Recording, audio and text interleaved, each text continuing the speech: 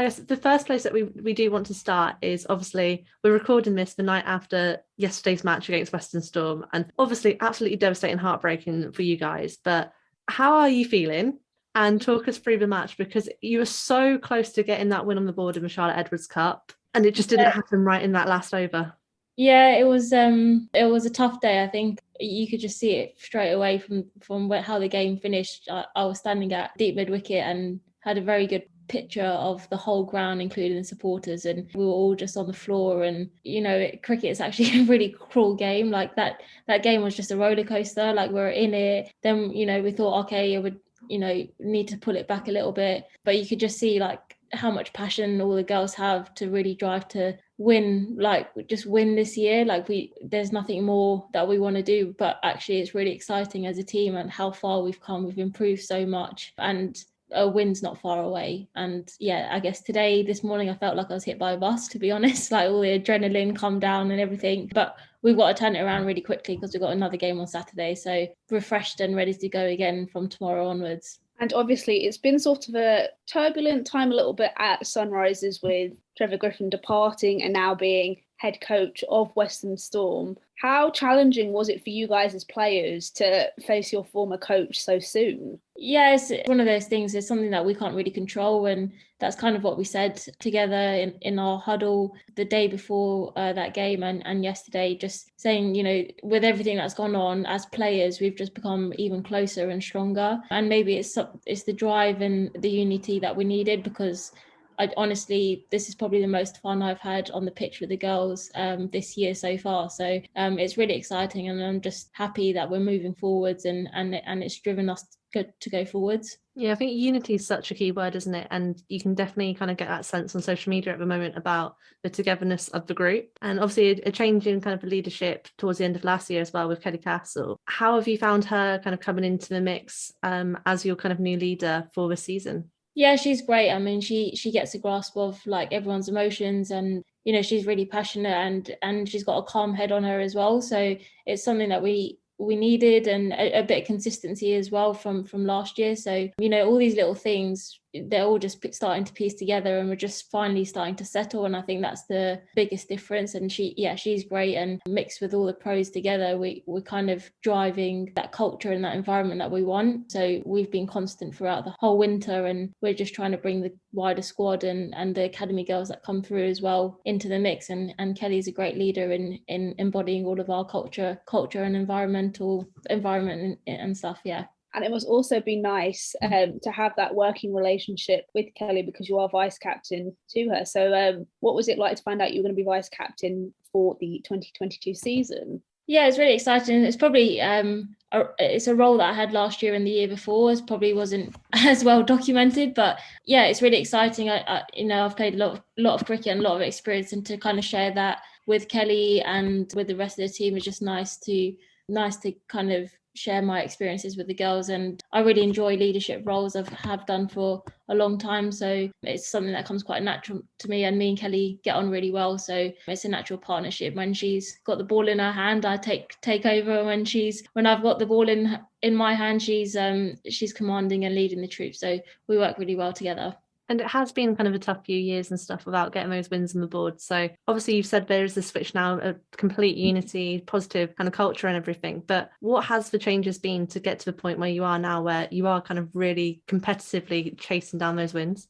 Yeah, it's a really good question. I think we had a really good winter. We started off in November in Cambridge doing some really tough fitness challenges with the girls, and 6 weeks of hell actually. There was a few buckets around for the girls, and that kind of those challenges, things like that just brought us together, the way we were supporting each other, and in those weeks we done a lot of work with our sports psychologist. We had lots of meetings about our culture and who we want to be and what our identity is, and then we've just brought in all the wider squad within that, and then from a skills point of view, we've all worked so hard. It was probably the first winter we've had a bit of consistency. We've had regular training, more group sessions, again adding that fitness element into it. Like you can just see on the pitch now, like we're just running twos and sprinting at the ball, and it just looks, everything's just coming together really well. So I think the winter has been a massive indicator of why we are where we are today. And you've got Laura Marsh as well as interim head coach. Would you hope that she becomes more of a permanent face, or is it too soon to kind of make that call? I mean, yeah, I think the girls all of us would love for her to take on that role if she wants it, and if that's the right thing for her. She's great to have around. Her playing experience and the way she just understands our emotions from her own experience is just it's really great. And she's had her challenges with taking over the role as well. So we're all here to like support her and make sure everything's nice and easy. But she's great to have, and I think we're very lucky to have her around Sunrisers. And just on that pre-season warm-up stuff, we can't have you on here and not talk about the fact that you did score the fastest century in T20 cricket at Lord's, and you are only the 5th woman to be on the honours board. Like, you must feel so proud and so pleased about that.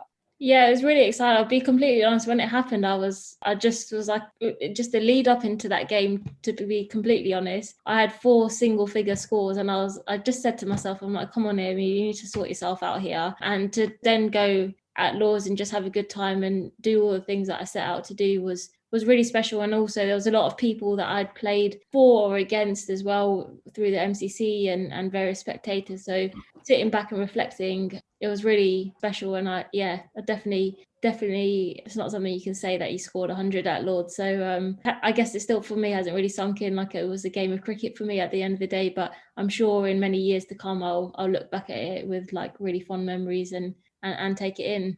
That was one of the things I loved most about working with you during the 100. You were so humble, and you were so, I don't know how to describe it, but you just had this aura where you cared so much about your game, and it's so great to see. And it's so great to see someone like you actually get out there and play cricket, because obviously you're not that much older than me. Growing up, there weren't many South Asian cricketers, especially in the women's game. So it must feel so pleasing for you to be that next generation's role model. Yeah, and again, like I guess in the last couple of years, I've only really realised my responsibility as a South Asian woman playing sport and playing cricket. And even today, I still look around and the numbers aren't quite there as to where I want it to be. But to be in a position in regional cricket and with the 100 and stuff, I just want to make sure I inspire a new generation of young girls to take up the sport and become professionals as well. I think there's a lot of South Asian girls playing sport, and it's just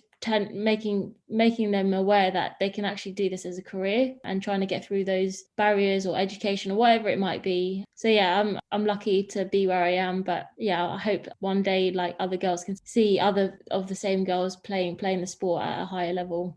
Obviously, the chairman of Middlesex came out and said what he said about minorities not really training that hard in comparison to their white counterparts, which isn't true, because you are living proof that if you work hard, regardless of your background, you can make it. So I just kind of wanted to get your opinion on it, especially as you are a Middlesex player, and perhaps for you, being of South Asian descent, it probably wasn't the nicest thing to hear. Things like that, unfortunately, they still happen, and that just shows how much education we still have to do about education and also research, finding out what really is stopping South Asian population to take up sport. But from his point of view, that's probably where the downfall was, around the education and the statistics side of stuff. It's hard to hear, but also it just shows how much work we still got to do, and to, as I said, I'd love to just be responsible for pushing that forward and making sure those comments and those stats are going to continue to increase and make sure everyone's more educated around the area. So we've got Saka now as well, so that's obviously trying to increase elite performance as well, because obviously there's a lot of emphasis on the recreational game and getting just girls picking up a bat. But like you mentioned, it's also about the pathway girls as well, and how can we ensure that there isn't that dropout. So when you were growing up as well, was there any kind of challenges that you faced, especially in your teen years, where cricket didn't seem like a possibility, or did you manage to just kind of storm through it? When I look back at my journey into cricket, for the most part of my teenage years at school, and I always played cricket, with Middlesex during the pathway with the women senior staff and a few like Super 4 stuff at the time. But it was always a second fiddle to my education or maybe some other sports. So I never really took it massively seriously. I just played, I went to training, and played games on the weekend. Up until I got to Loughborough University around 19, 20 years old, I was even into my third year. I remember a really significant moment where I got dropped from the MCCE programme, and I was like, hang on a second, like I want to see what this potential everyone keeps telling me I have. So up until, my teenagers, I didn't really take it very seriously. Like there was nothing stopping me from doing so to some degree. I had a lot of support from Middlesex as well. But I didn't, to be honest, as I said, because I didn't know anyone else played sport or what elite sport looked like, I didn't actually know what more I had to do. So until I got to university, and then I made that switch, and I was like, I need to do my nutrition, S&C, recovery, all of that kind of stuff. And then I just went from there, and it has taken a lot of investment post 20. So for the last 7-8 years, it's been tough to constantly invest in what I need to do to almost catch up with the other girls that maybe were in England pathways from 15, 16, 17. I never really had that. So I had a lot of catching up to do. Yeah, because I guess with Loughborough as well, like the MCCU programme gave a taste of that professional environment before you've now got access to a professional environment. And it must be harder for yourself and those who are kind of over the 20, let's say about 26 plus, because you've had to experience the county days where some places you had to pay to play, lack of sponsorship and all of that kind of fun stuff. And now you're getting paid to play, and it's completely different eras, isn't it? So how have you found that kind of transition between the days where you're just, I'm here playing cricket with my mates, to now, this is my career? As soon as I got that contract, it was like a massive relief. At that time, I was like, I might have to get a full-time job. We're in the middle of the pandemic as well, and I was unemployed. I'd just come back from Perth, and I was like, and then when we got the contract, it was a massive relief. I was like, I don't have to worry about going to coaching or working or whatever it was, and then go to cricket and just be tired 12, 13 hours of the day. Whereas now it's just so good to just relax. Today's a great example. I've had a day off. I've done absolutely nothing. I've just chilled, gone for a swim, gone for a walk, and properly relaxed. Whereas I wouldn't have been able to do that before. As a non-pro, I would have had to go to work or and do something like that. So it's such a relief to just concentrate on cricket and do nothing else, basically. You were named in that number of 41 players to get the first lot of regional contracts. And then you also retained your contract and are now part of the 58 strong team of players who are professionally contracted. How pleasing is it for you to not only be a professional cricketer, but to have retained your pro contract? Yeah, it's really exciting. I mean, 1-year contracts, you're kind of always under that pressure with it, but to retain it is great. And I'm someone, when you get an opportunity like that, I'm not gonna waste it. So for every year that I have a contract, fingers crossed, I'm just gonna make the most of it and do as best as I can and just keep going. So it's really exciting, and like, long may my professional career continue, because I want to do this for as long as I can and take it as far as I can as well. And you are a representative as well on the PCA as well, aren't you, in terms of getting that player voice? And I know I've spoken to some of the other players who are calling for these longer contracts, because as much as it's amazing that you've retained it, if you hadn't, that kind of 1 year gives that level of uncertainty again. So are you kind of rallying at the moment to try and get these longer deals in and try and make it a little bit easier for players? It's definitely a hot topic of conversation every time we meet up with the girls and chat to the PCA, and I think they're 100% working on it with the ECB. So I'm sure next year there will be multi-year contracts, or there will be some different salaries and things like that as well. So it's something that we push for from day one. Not to say that we're not grateful for the contracts, but definitely for people like me of 28 and other girls, like trying to get a mortgage and stuff is like very difficult when you have a 1-year contract. So they're very aware of it, and it's something that we're definitely pushing for, and I'm very hopeful that it should come next year. I sort of wanted to take it back to the beginning of how you got into cricket, because you were 10 and I believe you went to like an all boys cricket club and sort of found your love for cricket that way, which we've heard from a lot of people. So I wanted to hear your perspective on how you got into the game that you love today. Yeah, it's well, as do most female cricketers, they're playing cricket in the back garden with their older brother or young brother, whatever it might be, and that's definitely the same for me, in the back garden with mum and dad and playing with my brother. And my mum would go mad every time we hit the plant pots and break the plant pots, and me and my brother used to actually try and piece together the plant pots with some glue and stuff as well, and just so she so she would never find out. Sometimes it worked, sometimes it didn't. And then, yeah, my brother actually just saw some kind of potential. He said, oh, you actually really enjoy this and you're actually quite good at it. And he was the one who found a local boys club called Perivale Phoenicians down the road. And yeah, joined the boys club, and this was the only girl, and other teams would just be like, oh, they got a girl, we're going to win this game, and all that kind of stuff. And at that time, as I started, I was more of a bowler than I was a batter. So for a large part of my younger teenage years, I was more of a bowler. So when I got the ball in hand playing boys cricket, I would just try to bowl as fast as I could and try and hit the stumps. So I remember a game where a guy was like, oh, you're not going to get me out. And then I ended up getting like 3 wickets in the over. And it was one of my favourite memories. And so, yeah, I just went through that, and that opened up doors towards Middlesex and other things after that as well. So, yeah, I've played for many teams throughout the years, but that definitely sticks in my mind as playing with the boys down the road, and everything's just stemmed from there. Yeah, because how do you feel about it now as well? Because so many players do talk about playing like boys and men's cricket and stuff, and it kind of gives you that added level of, oh, I need to prove myself more, not just for myself, but for my gender too. And now, because there are kind of more girls teams setting up and everything, there's some girls who thankfully won't have to kind of experience all of the resistance that we've had to face just to kind of play cricket. But do you think they're missing an opportunity a little bit to get that competitive edge? Yeah, it's a good question. I mean, it's great for girls to see other girls playing, and you're getting more girls play. But yeah, you at some point you might be missing a competitive edge. So I always encourage like young girls to go and play like above their year group, or go and play with boys that are maybe 1 year younger than them or the same age, whatever it might be, to keep challenging them. I still do it today. Like I'll go and play some men's games because it puts me massively out of my comfort zone. And also, I get so much stick for also walking out with a Middlesex helmet as well. So like just to put myself under that pressure to go and play, like it's really important. So I just encourage all the young girls to like keep, whether it's even above an age group in the girls game, even when I was younger, I was 14 but played for under 17s. Like that was a massive challenge. That was the first time I discovered I need to wear a thigh pad because I'm going to get hit. So things like that, definitely it might be missing, but I would encourage the girls to play at a high level if they want the challenge. And you mentioned previously that when you started out, you were predominantly a bowler. So when did you switch to becoming an all-rounder? And also, how taxing or how difficult is it for you to be an opening bowler as well as an opening batter?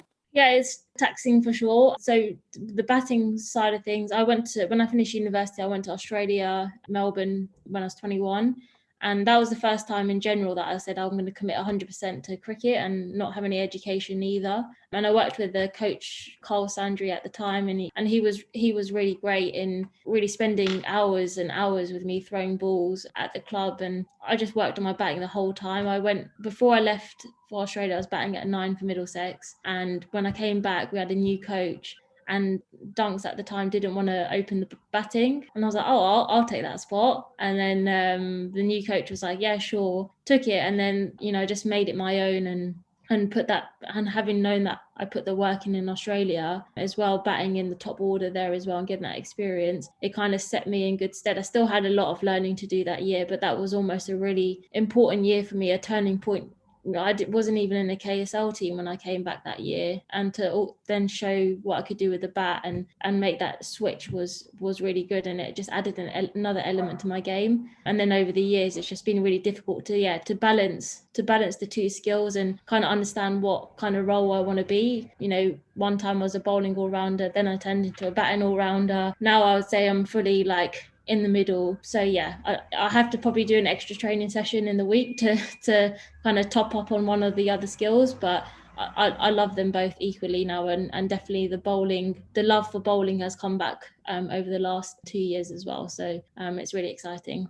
So just quickly talk us through about that love for bowling. So are you okay to talk about kind of where it kind of disappeared to, and like any kind of struggles that you've had to overcome to get that love back? Yeah, I think when I made that transition to batting, and then everyone kind of saw me, they were almost like really excited by it. And then when the KSL started, it was like, oh, we want a left-handed batter, because there was no one really around that batted left-handed. So over time, in those 4 years, I guess, of KSL, and everyone started to see me as a batter. So in my head, I was like, okay, I should probably work on my batting a little bit more. And then with the bowling, because I wasn't really getting an opportunity, I kind of took a back seat on it. And then every time I did bowl, it was getting frustrating. And then it was just a downward spiral. And then when I went to Perth in 2020, at the start of the year, I don't know, that winter I just had done a lot of work just before I went, and just said, oh, let me just give it a go, let me just actually work on it properly this time. I went to Perth and started opening the bowling over there and just again worked on it, and I just absolutely loved it. And then 2020, or even last year, halfway through, you know, I knew I could bowl fast, but I never gave that a go as well.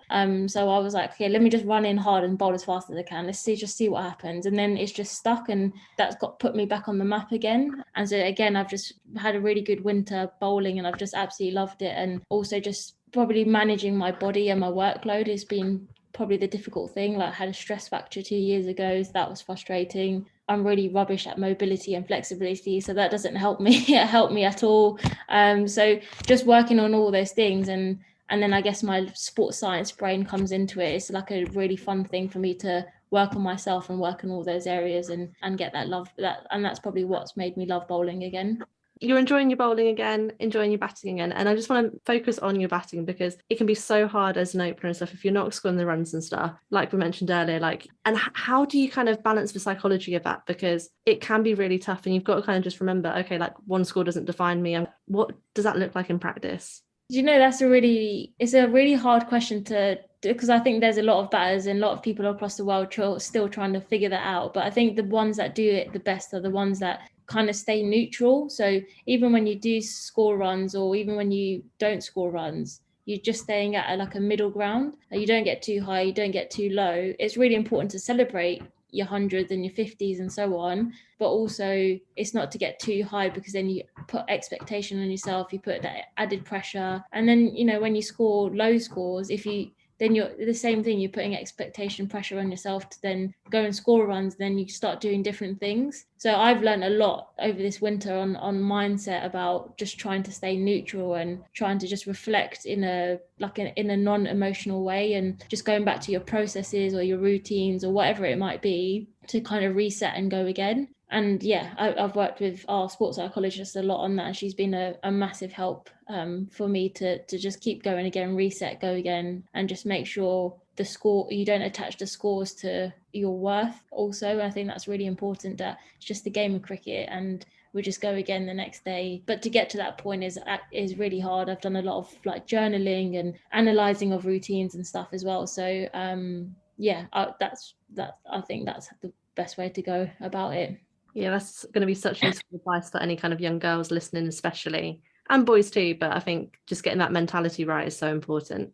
Just shifting it forward to the 100, what was it like for you to play with players you wouldn't necessarily play with at regional level, and even some of the international names like Deepti Sharma and Chloe Tryon, and of course Deandra Dottin? So what was it like for you? Yeah, it was really exciting that, you know, just there was a few girls that I hadn't played with before. There was, you know, a few from Western Storm in the past, but to play with like the overseas and get their experience and just chat to them about how they do stuff. And actually it's quite reassuring that they go through the same things that you go through. So it's quite nice to talk to them and hear their experiences and how they get through things. And then to team up with the other regional girls as well, to also see how they go about their business. But one thing that really stuck out to me with London Spirit and the girls that we had was, I remember a warm-up game, and you know, you talk about basics and doing the basics well and in fielding and things like that, and having energy and so on. We'd never played together, and I remember the first game, it just felt like we played together for ages, because everyone just knew what to do and the standard was just so high, and everyone just had a great time on the pitch together and bounced off each other. So it was really cool to kind of just share all those similarities with the other girls, and everyone was just really lovely in that team as well. So personalities just fit really well, and I'm really excited to go again with those girls this year. I think that was one of the things that struck me about working for London Spirit, was that cohesiveness, and that everyone was there genuinely for each other. Everyone looked out for each other. It was so nice from an outsider who wasn't really a cricketer in that sense, but it was so nice to see you all like especially you were teaching Deepti things that she probably didn't understand. I remember we all had to explain to her who Gwen Stefani was because she didn't Yeah. But I think another thing that really struck me about you, Dats, is that you were just so lovely. I know I've already said that, but you were willing to answer questions that I had. Like, I remember I asked you when we were at Old Trafford, because you were hitting the ball so hard. I was like, gosh, where does all that power come from? And you were nice enough to be like, oh, I just got to generate it and stuff like that. So I think that's one of the things that I will take away from my time at the 100. Oh, that's really nice. And as I said, everyone just fit in, like including yourself and the rest of the off-field team. Like, it was just such a joy to be a part of. And as I said, I just can't wait to get going again and do it all over again. So I think it can be quite hard for like, especially us, like Alex and myself and everyone like who's working within the game sometimes, because it's a difficult environment to come into as an outsider sometimes. And if you know players and stuff, and you've got that advantage, but because of the way that the game is still kind of in this emerging professionalism kind of stage, if you're just there with your phone trying to get a video and stuff, some players don't quite get it, do they? They're like, what are they doing? Like, there's still that kind of media gap, I guess, of people being like, oh, what are they doing? Why are they here? So how did you find it all and stuff? Because I guess you were used to it because of the KSL. Did you really enjoy having like a content creator following you around?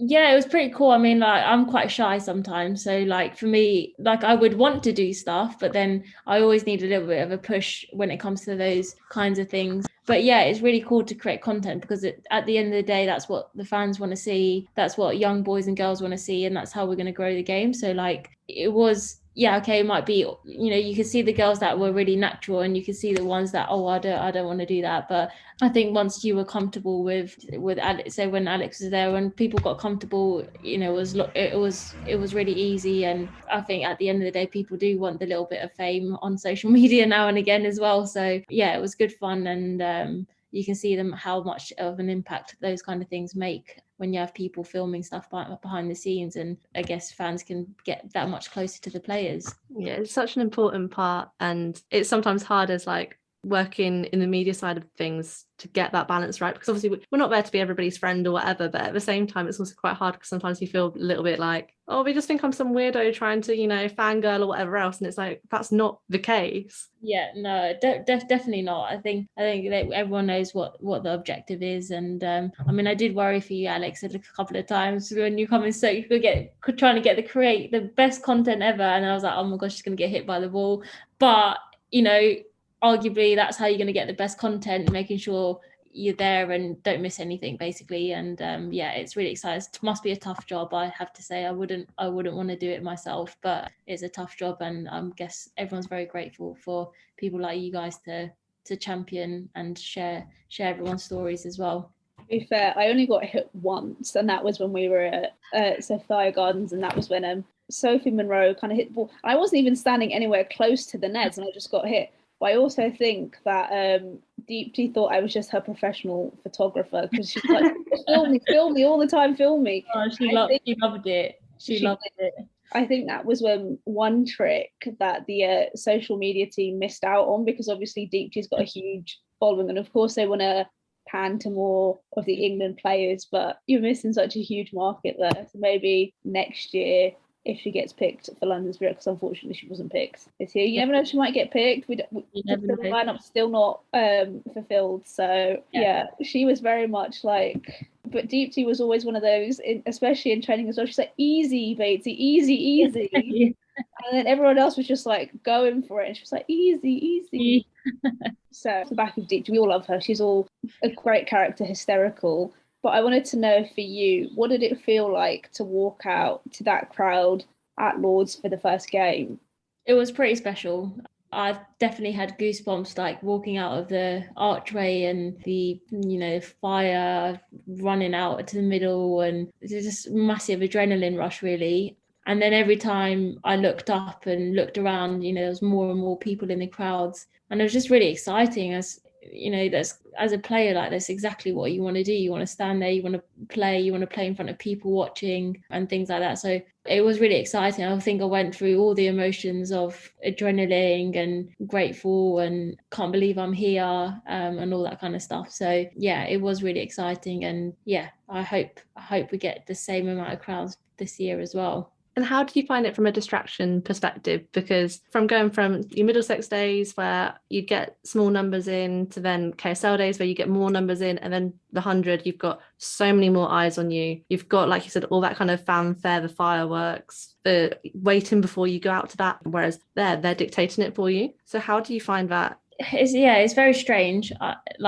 I did go through moments of just almost like zoning out and thinking, oh my God, all these people are watching me, like they're watching me do every tiny little bit. But I guess in a way, as you mentioned, like, yeah, going from Middlesex games to KSL to then that, it's almost been a really nice progression. So I've learned skills through all of that to then get to the 100 and actually say, well, this is the same thing, but just maybe 50% bigger, but almost I've got the skills now to handle it. And I think if you can just concentrate on the game and what you need to do, nothing else matters. I'm someone who, once I'm in the game, I can't like switch off outside to what the crowd is doing or anything like that, even though if my friends and family are there, although I do try and find where my mum and dad are sitting all the time, I can't like zone off, because then I'll get into trouble and then like don't concentrate on watching the ball and things like that. So I think once you can get good at zoning out and getting into the moment, I think it's almost, you could do it anywhere. When you then step off the field and then you look up and you can see all the people, that's the moment that you take everything in and realize like how cool it is to be there. Because at the moment it all feels quite new still, whereas hopefully in a few years this is going to be so normalised and we won't be asking players like, oh, how did you find it? Because it's just going to be part and parcel of the game. So what do you think needs to happen to get it to that point where it does become normalised? Yeah, I think just consistency of what's already being done. I think, the visibility, I'm pretty sure I saw yesterday that there was on live streams, like, I don't know, over 100,000 people watch women's cricket, regional women's cricket, which is amazing. I think the more people can keep talking about it, the more it's exposed, and the more we keep doing that, then that will just be a given, that the fans will be there and the want for people to come to the games will just be there. We just need to not stop. And the more it's consistent, the more in time, as you said, we won't be talking about things like that, and it will just be about the game. So the more we can keep going and keep pushing, then the more the cricket side of stuff will start coming into conversation more. And I think it has already. I think people are starting to talk more about the cricket than things like that, but we still got a lot of work to do for sure. There are a lot of close games in the 100, especially for London Spirit. How are your nerves for it? And I've heard some people even say that the women's 100 was better than the men's. They were more entertaining, more thrilling. So what's your opinion on that? There were a lot of close games in the 100 for the women. Again, like just all the little experiences that I've had like over time in playing in different, the 2019 KSL final and 2018 even. I think I was going in and I was so nervous. I was like, I can't handle this, I can't do it. And I think I was shaking, and that was the first time I experienced that. So now I know exactly what to do. Like, that's not to say that I don't have nerves. Even yesterday in the Sunrisers game, when I was standing on the field, like, I was definitely nervous, but I guess you just have to go for it and know that, like, trust your instincts and trust yourself with what you're doing. And essentially, like, that's what you want, is the close games, the nervous games. Like, it's way more fun playing in those games than getting an outright win, but you want to make sure you're on the right side of it as well. So it's handling nerves. They're always there. Just making sure you stay in the moment and do what you need to do in that moment as well. And we'll talk a little bit about the KSL. And I think, was Deepti Sharma involved in that 2019 final as well, wasn't she? Yeah. So she's had a few plugs in this podcast today.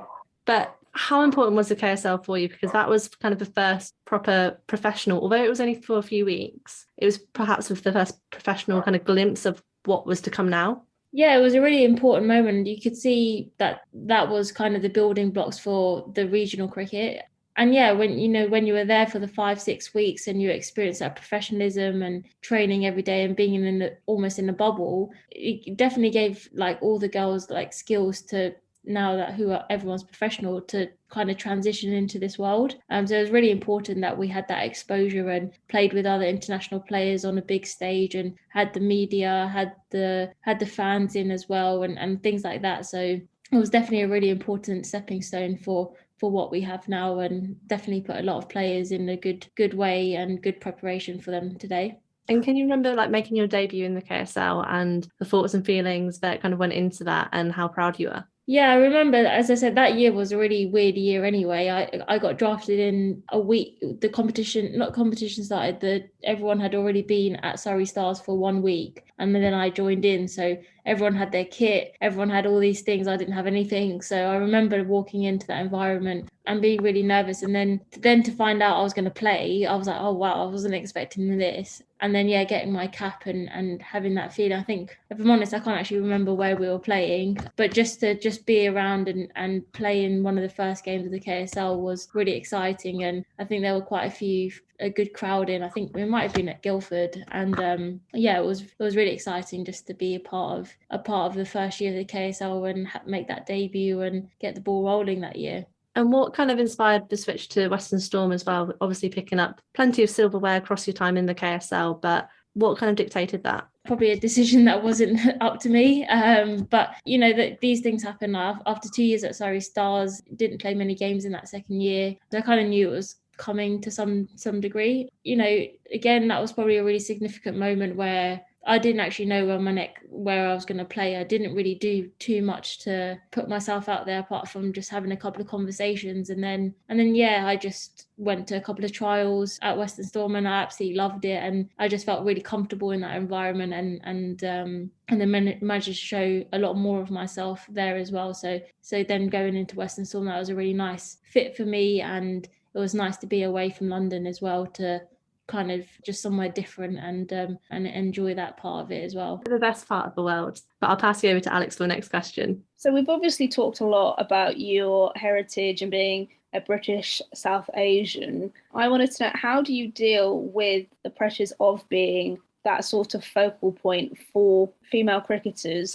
And how do you sort of deal with the pressures of balancing your faith alongside cricket? I think today what inspires me just playing cricket is knowing that I'm hopefully inspiring a new generation of South Asian girls to play cricket. But yeah, it is a hard balancing act. Every year I come across social events or weddings and things like that I've had to manage, and emotionally it's really draining because arguably my family still don't understand what it takes to be an athlete. So it is really difficult to explain myself over and over again as to why I'm doing what I'm doing, because essentially it's a 24-hour job. It's not just 9 to 5. So I do struggle even to this day. My brother had a baby girl and that was really exciting, but it's in the middle of the cricket season. I've only got to see her once, and then it was my cousin's wedding, so in between all the county games and training, I had to go to the wedding in between. So where I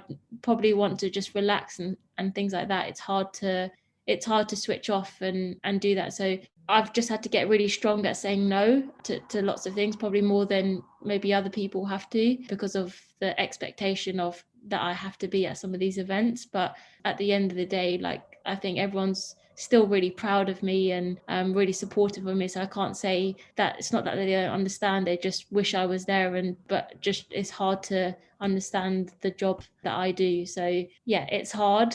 And that's kind of what I want to pass on to the younger girls, around having the confidence to say no, and really, if you want to do something in life, then you need to go for it, and know that there's always going to be obstacles in the way, whether it's faith or family or friends or whatever it might be. So yeah, that's, I guess, my message to the younger girls. Yeah, I can totally relate to that, because although I'm not Hindu, I am Catholic. I always get sort of the same questions that you do.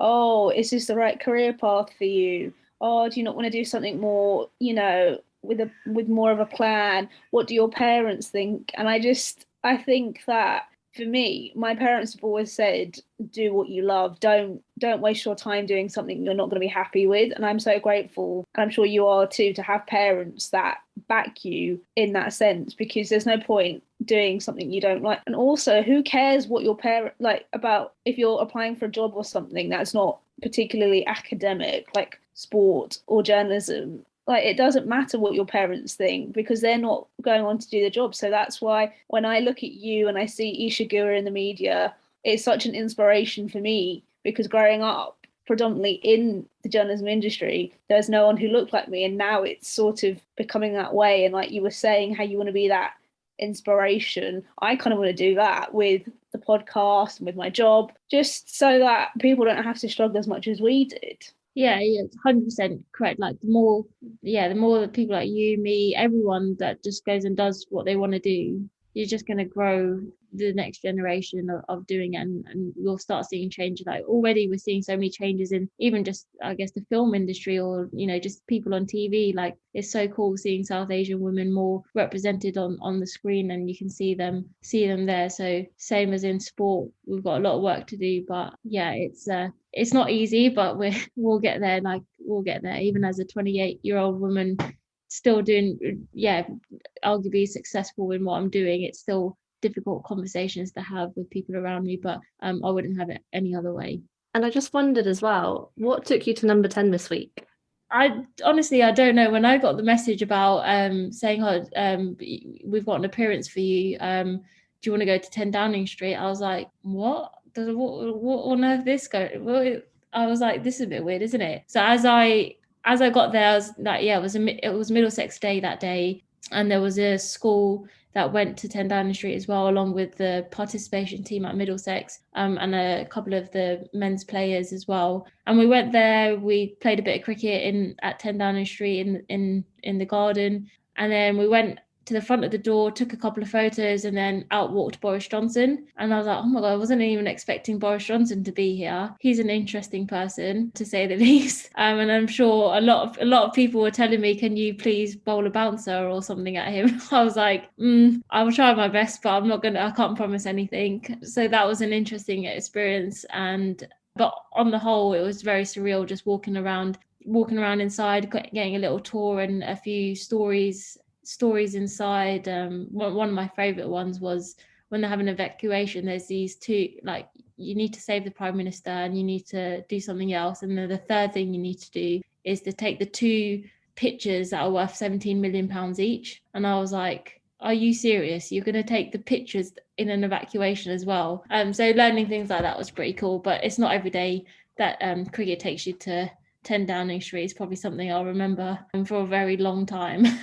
You're too nice. And just to kind of wrap up now, obviously, let's think about Sunrisers, the season ahead. We're recording this during the Charlotte Edwards Cup. You've got Rachel Hayhoe Flint Trophy as well to try and tackle. What's your hopes and dreams for the season ahead? I think we just want to keep improving, like game by game. And we know if we do the things that we speak about each game, then they will turn into wins. A lot of the girls and myself included, aspirations, it's as simple as that. We just want to win. We're not chasing trophies, we're not chasing it, we're just chasing the things that we can control. Obviously winning trophies is what every team wants to do, but we have to recognize where we are, and we're such a good team. We just want to be celebrated. We want to celebrate our successes, and if it stays within our bubble, it stays within our bubble. But we're here to change the narrative, and I want to change the narrative of Sunrisers, because we're such a good team and so much potential, and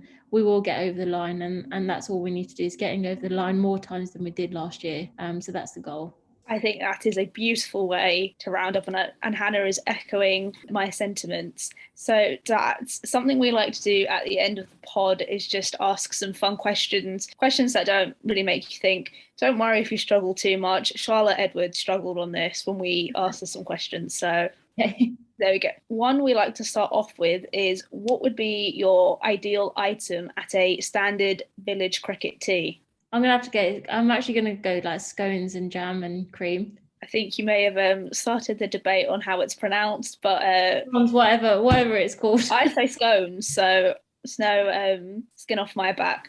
I'll let Hannah ask the one about sledging, because it is her favourite one, to hear what other people come up with. Yeah, to be fair, it makes me sound a bit weird, to be fair, but I used to chat rubbish in the fields. And it's probably not even sledging, it's just shit chat, basically. But what is your favourite sledge? Oh, I'm too nice for sledging, but I have to say this year I've just anytime anyone edges the ball, I'm like, oh, you're so lucky. Like, how the hell have you got the ball down there? And that's all I say. And then I walk back to my mark, and then they do it again, and I'm like, you're very lucky. That's all I say, and that sounds very nice, but yeah, that's me. I mean, you didn't say it very nice, though. There was definitely power behind that. There was definitely like a warning there, like, you're lucky, I'm going to get you next ball. Yeah, 100%. I mean, also the dart stare down is quite frightening. I would be like shitting myself if you stared me down and then said you got lucky. Yeah, I would actually say the stare is probably more a sledge than actual words. That's all you need. Last TV show you binge watched? I'm trying to think. I don't watch much TV. I think it was a Netflix show called Stay Close. I don't know what it was. I have to say I don't watch too much TV. If I binge anything, it's Friends over and over again. I'll accept that. Yeah. Well, you will take it. Last book you read? Dare to Lead by Brené Brown. That was the last book I read, which was very good. Did you enjoy your time on a university challenge? Gosh, yeah, that was also a very interesting experience. Never expected to get to the semi-final, let alone answer 1 or 2 questions right, which I was very happy about. All I said to myself, need to press the buzzer and just try. So to then get a question right, I was very happy about that. You did better than Monty, to be fair. Yeah, I'll take that. I don't think he even pressed the buzzer. No, you didn't. Did laugh for proud, so it's all good. Yeah, that's all that counts. I'm so glad we had that captain of ours, Kate Fox. Yes. She basically carried the team. She was smart, super smart. Very smart. Favorite musician or artist? Oh, favorite musician. I like Khalid. I don't know if you've heard of him, but yeah, he's my favorite. It's very good driving songs for me over and over again on all the long trips that we have. He's very soulful. I will say that. Mm-hmm. Very soulful. Yeah. Favorite genre of music? It would have to be like R&B, bit of house music occasionally, maybe a few Afro beats as well, which is pretty cool. Favorite teammate in any of the teams that you've played in? I would say Jo Gardner at the moment. Yeah, very good friend with her. So yeah. Who's got the worst chat in the team? I think I know who this is, but it's gonna have to be Grace Scrivens. Yep. She came out with some absolute crackers yesterday. I was like, where do you even get this from? I think one of them, I have to share this one because we got a wicket, and then she goes, come on guys, we need to get a couple more wickets, bang bang cauliflower. I was like, what even is that? So yeah, that was quite funny. Was that after getting Have a Night Out or before? So okay, yeah, Have a Night was with cauliflower. Yeah, well, you never know. I don't know. What does it even mean? Like kids these days, hey? It's all this lingo. I don't know. She made one referencing hummus as well. I was like, I don't know what goes in your brain. But she's healthy. Yeah, exactly. But yeah, she's got shit chat, but great chat at the same time. Yeah, to be fair, Kelly told us one time she was talking to her about Hannah Montana and she had no idea what Hannah Montana was. Oh no, it's the 18-year-old in her for you. I was like, geez, this is a good question. Has Kelly taught you any of her tap dancing yet? No, but we keep telling her she needs to bring like some of her. She used to do a bit of baton twirling as well. So I was like, can you bring some of this stuff in so we can learn how to do it? But I haven't learned any tap dancing yet. No, to be fair, I told her if she gets a wicket, she's got to whip out the griddy. Oh, I'll remind her of that next time. Right. Do we think that's plenty of questions, plenty of grilling? It's been so lovely to chat to you, Dats. Thank you. I'm glad we done this after so long. I know I said no a long time ago, but there's plenty more to talk about since that moment. So yeah. Yeah, no, we really appreciate it because we just thought we'll try one more time and just see because we really wanted to get you on here, and obviously you're an amazing player. We want to try and cover as many of the pros as possible, and you're such a good ambassador for both the South Asian community but for cricket generally too. So absolute honour. Thank you very much. No, it was really fun. Thank you.